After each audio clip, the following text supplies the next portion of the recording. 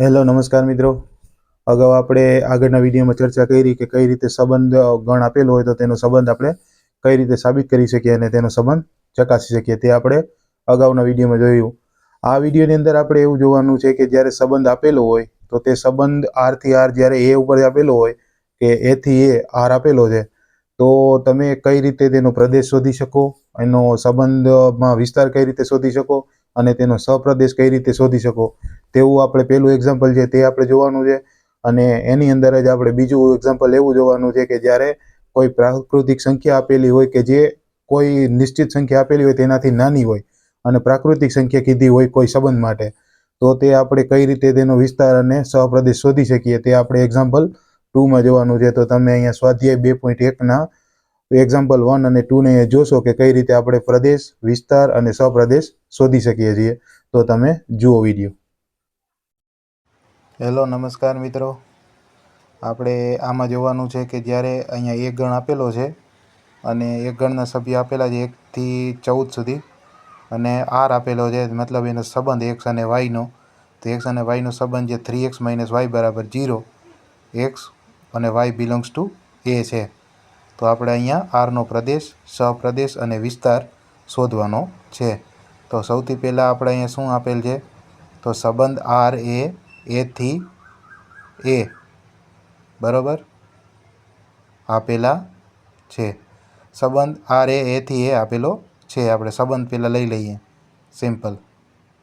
તો R = xy 3x - y, જ્યાં x Y belongs to એ। આપણે આ રીતે સિમ્પલ અહીંયા આપેલું છે।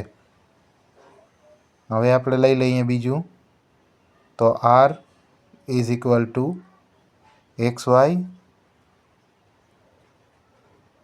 3x - y, જ્યાં એક્સ વાય બિલોંગ્સ ટુ એ। આ રીતે આપેલા છે સિમ્પલ, આ રીતે આપણે આપેલા છે। તો હવે આપણે શું જોવાનું છે આની અંદર તો જોવાનું એ છે કે આર શું થાય, મતલબ એનો વિસ્તાર શું થાય તો આપણે અહીં જોઈ લઈએ 1 અને 3, 2 અને 6, 3 અને 9 અને 4 અને 12 આ આરના ઘટકો થાય, કેમ કે એમાં 1 થી 14 સુધીના સભ્યો આપેલા છે અને 3x = y આપેલા છે। તો જ્યારે એક્સની વેલ્યુ 1 હોય તો વાયની વેલ્યુ 3 થાય। એવી રીતે એને ગુણ્યા 3 થાય ત્યારે આપણે આ જોવાનું છે સિમ્પલ। તો આપણે અહીંયા સિમ્પલ લઈ લીધું છે। તો હવે આપણે શું જોઈએ છીએ પહેલાં આરનો પ્રદેશ। તો આરનો પ્રદેશ શું થશે, બધા જે જોડીના ઘટકો છે ઉપર આપેલા આરના એમાંનો જે પ્રથમ ઘટક છે, મતલબ પહેલો ઘટક જે છે તે આરનો પ્રદેશ થશે। તો આરનો પ્રદેશ બધા જોડીના ભાગનો પહેલો ઘટક બરાબર છે। તો આરનો પ્રદેશ બરાબર શું થશે, આરનો પ્રદેશ બરાબર શું થશે તો બધા આરમાં જેટલા આગળના પહેલા ઘટકો છે તે બધા આવી જશે। તો 1, 2, 3 અને 4 તો આ બધા આરનો પ્રદેશ થશે। હવે આરનો સહપ્રદેશ કે મતલબ આરનો સહપ્રદેશ શું થશે તો જેટલા જે આ ગણ આપેલો છે ગણ એ તેના તમામે તમામ સભ્યો છે તે આરનો સહપ્રદેશ થશે। જો શું લખ્યું છે આરનો સહપ્રદેશ ગણ એના તમામ સભ્યો, તો આરનો સહપ્રદેશ બરાબર શું થશે તો કે ગણ એ બરાબર છે। તો તમે આ રીતે પણ લખી શકો 1, 2, 3, 4 થી લઈ 1, 14 સુધી। તો ગણ એ આખો જે સભ્ય તમામ સભ્યો છે તે સહપ્રદેશ થશે। હવે આરનો વિસ્તાર કે આરનો વિસ્તાર શું થશે તો આરનો વિસ્તાર જે બધા જોડીના ભાગ છે તેનો બીજો ઘટક, મતલબ આપણે પહેલો ઘટક લીધો તો 1, 2, 3 અને 4 તે પ્રદેશ થતો હતો, હવે એનો બીજો ઘટક આપણે લેશું તો તે થશે આરનો વિસ્તાર બરાબર છે, મતલબ વાયવાળું પદ।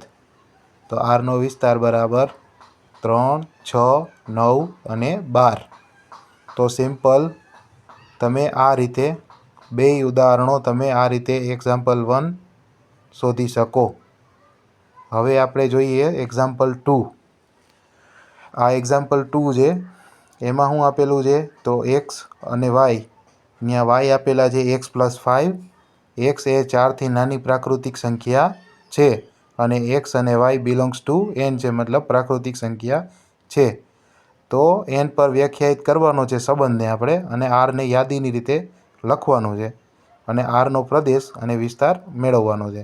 તો અહીંયા સંબંધ આપણે સિમ્પલ શું આપેલો છે, એક્સ અને વાય, જ્યાં વાય બરાબર x+5.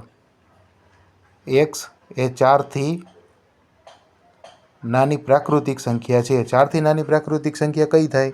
તો 4થી નાની પ્રાકૃતિક સંખ્યા થાય 1, 2 અને 3. સિમ્પલ આપણે સમજી શકીએ, બરાબર છે. આ અહીંયા સિમ્પલ જે આપ્યું છે તે આપણે અહીંયા સિમ્પલ પહેલાં લખી લઈએ. હવે 4થી નાની પ્રાકૃતિક સંખ્યા કઈ થાય? તો 1, 2 અને 3. તો 4થી નાની પ્રાકૃતિક સંખ્યા, બરાબર છે. તો સંખ્યા કઈ થાય? 1, 2 અને 3. અને 4થી નાની પ્રાકૃતિક સંખ્યા હોય, બરાબર છે. તો માટે આર બરાબર શું થશે? 1, 6, 2, 7 અને 3, 8.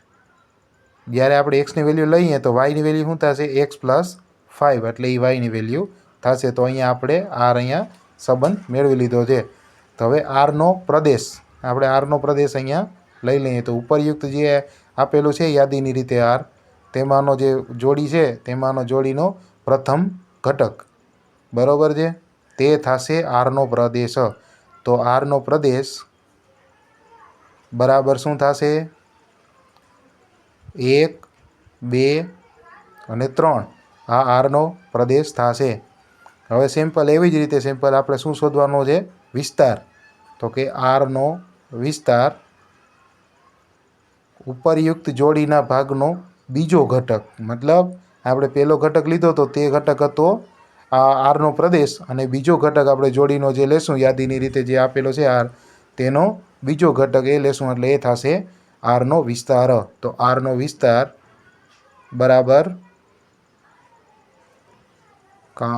કૌંસ 6, 7 અને 8.